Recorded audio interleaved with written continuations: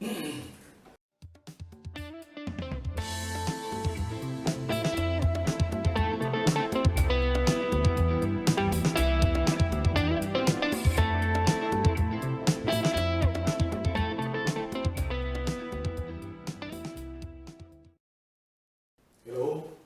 my name is Donald Mason.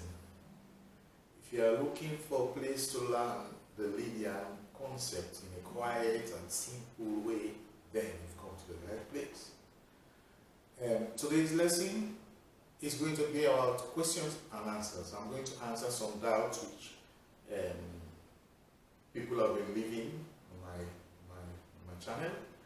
And there's a question from a guy, let's see, called Joe Put. Joe Put, or Pute, I don't know if I'm pronouncing the word right. He says, is there any good example of a music or a riff that uses this theory? And please don't tell me kind of blue. Just because it was said that Miles Davis was interested in the LCC, which is the Lydian chromatic concept, when the album came out. I'm very interested in this, but I've seen also a lot of people debunking it that were pretty serious musicians.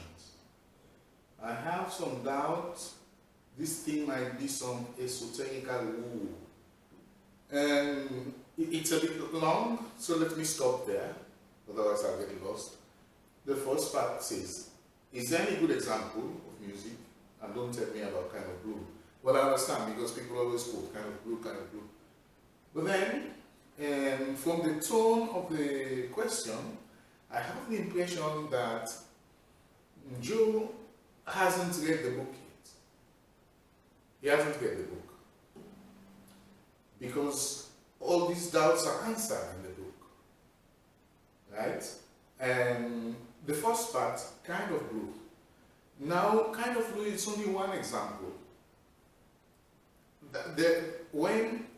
During that time of the Lydian concept, it's not that it is said that, as you said here, it is said that Miles was interested in it.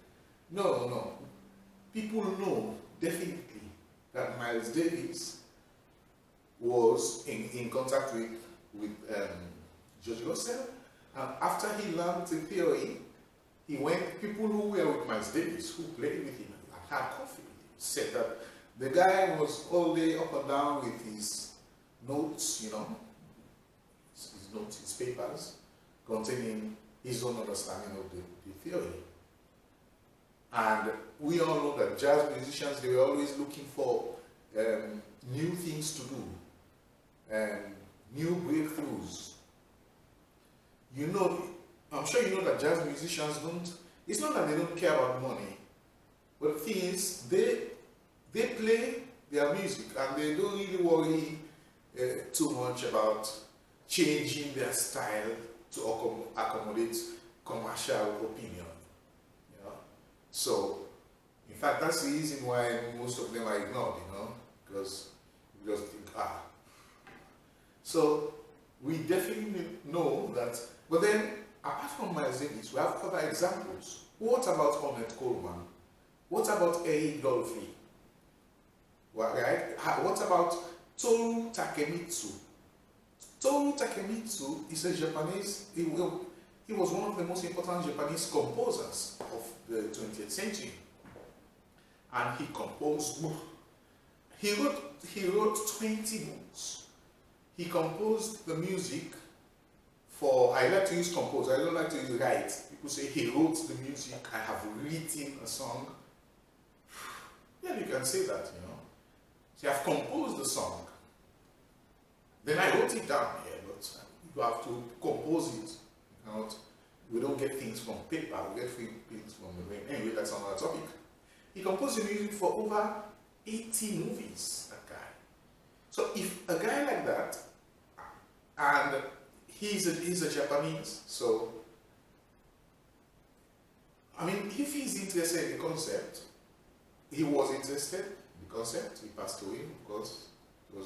So, we must think that, there must be something in this. Even Miles Davis, John Coltrane. You have seen pictures of John Coltrane. I never met John Coltrane personally. But you can see this guy is a serious guy. He's not in for nonsense. So if you bring a nonsense theory, he will just ignore you. Then you have other guys like Art Farmer and who else? Well, I mean, just can't remember. The guy, the pianist, Bill Evans, you know. Bill Evans was, he played on that song which is called, what's the title? But it doesn't matter. You see, the answer is so easy. You have lots of people. Even me, I'm not famous. I know, nobody knows me, but my friends, my fellow musicians who know me, they've seen the way I've improved drastically since I learned the concept 10 years ago. 10 years ago, there are some chords which I couldn't play. I didn't know how they worked. I didn't know where they should be in music. And now, I can do that. You know? I can do that. In fact, in the future, I'll make another video. You'll laugh. Please don't laugh. Of how I learned 2,700 chords. Thanks to the theory. This theory, and let me continue. There's more to come. I have seen a lot of people debunking it that are pretty serious musicians. Okay. I know, me too. I've seen comments on the internet of people trying to debunk Russell, but they can't because they argue about things which are not even the main point of Russell's theory. Yeah. And you know, some people argue about theory for the sake of arguing. You know, but music is not about arguing about theory. You know, it's about making beautiful music. So Einstein, when Einstein came up with his theory, people laughed at him. You know, just like Russell. When Einstein said, gravity can bend, gravity can cause light to bend, you know, to go around. And people started laughing because it was so obvious that if you have a torch, you point it straight, the light will, you know, will go straight ahead and not bend corners. And then he tried and tried and they couldn't accept him. Finally, he had a friend who, you know, got his material and, you know, helped him to come to light. And when he became famous, all people say, oh, Einstein. No, they were criticizing him at the beginning. So, and Copernicus, and all of those guys, you know, anytime somebody comes up with something new, you know, it's so hard for humans to change things which have been going on, as you said, 400, 500 years. So, the fact that they criticize Russell, it shouldn't bother you, you know. You should be able to get the book first, read the book. All these examples I've told you, they are on the book. You have transcripts of solos of all these guys, not Miles Davis, not only Miles Davis, you know. In fact, Miles appeared, I think, just once, a couple of times. Get the book, read the book, not read, study the book. You have to go back and read some chapters again, over and over. If you see my book, it's all worn out, you know, it's all underlined, highlighted, scratched here and there with notes here, you know, when I started 10 years ago. So it took me 4 months of hard reading, hard study, to get the gist of what he was trying to say. So this is not a superficial theory. So it's not something you can ask a question and they'll just give you the answer and you get it straight. It could happen. For example, if you ask me, Donald, can you summarize this theory in a few words, in just one sentence? Well, I could, because I'll say, F should be where C is on the piano. Full stop. Period. But what would you understand? Nothing. So I need to demonstrate it to you.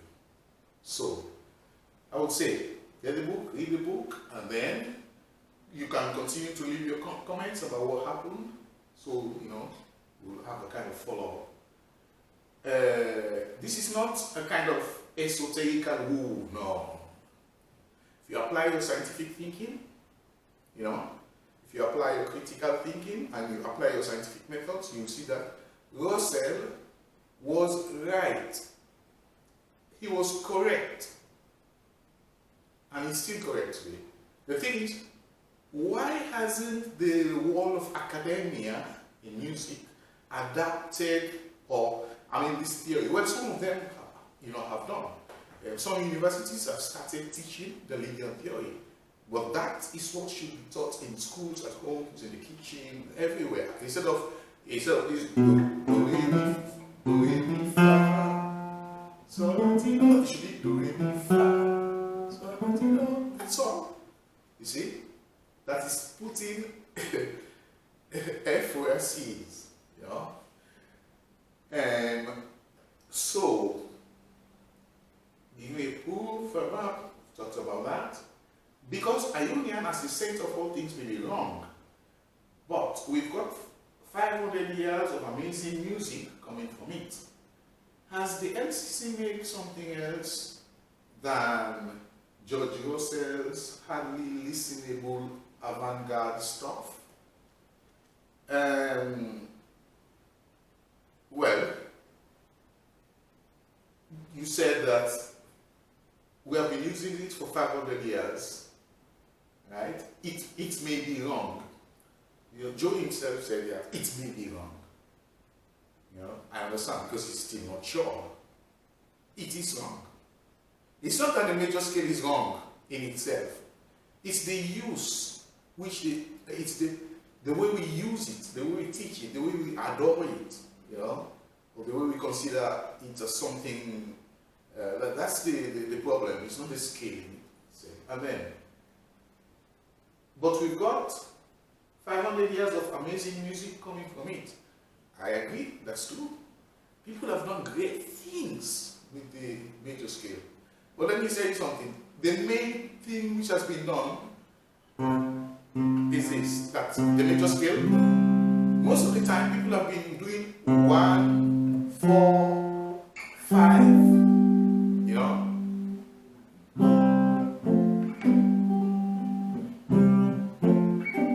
You know, some you could add, you could add,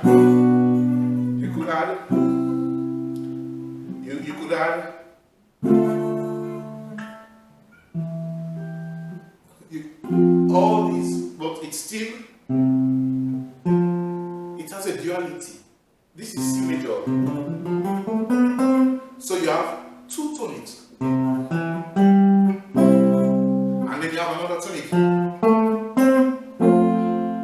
So it has a moving tendency. It has a tendency to force you to go somewhere where maybe you might not want to go. Yeah. If you are in C major, how can you incorporate the note E flat? You know, in it. It's very difficult. Because for you, see, E flat sounds very strange. You see?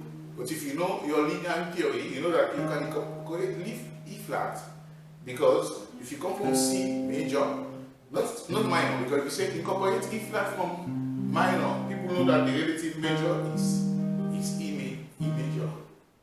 But what about just the E itself in another context? If you know your Lydian theory, then you know that from Lydian, you could put Lydian diminished, so you will go. You see? It's in place.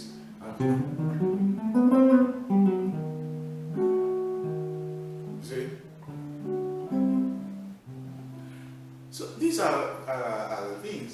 So it will create another space for you to think and create something nice which maybe no one else has had before. You know? Which is quite possible. Anybody in the world can do that. Anyone can come up with any song which can make a hit. You know? So, and the last sentence, the last part says, has LCC made something else than George Russell's hardly listenable avant-garde stuff? I don't agree.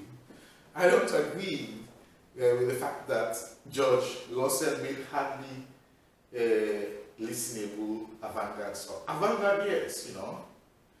All the people who are avant-garde before, they are the heroes of today. You know, people they used to criticize, say, look at this guy, he's playing all the 12 notes, it doesn't make sense, blah, blah, blah. And now they're saying, this guy was the first to start playing 12 notes. So, I mean, you should know to masticate, to chew all this stuff in your head to get something sensible and scientific out of it. Now, I don't know if you've listened much to George Russell. Russell was a composer, he was a conductor. He knew about music. This guy was well informed. So he made his own songs, which even me myself, I don't like some of his songs much, but I would say go back and listen to stuff like Round Midnight. The Round Midnight of Thelonious Monk, he made his own version of it. And he applies the Lydian theory. You know, just go and listen to it. Then you see that, wow. You know? So that's it.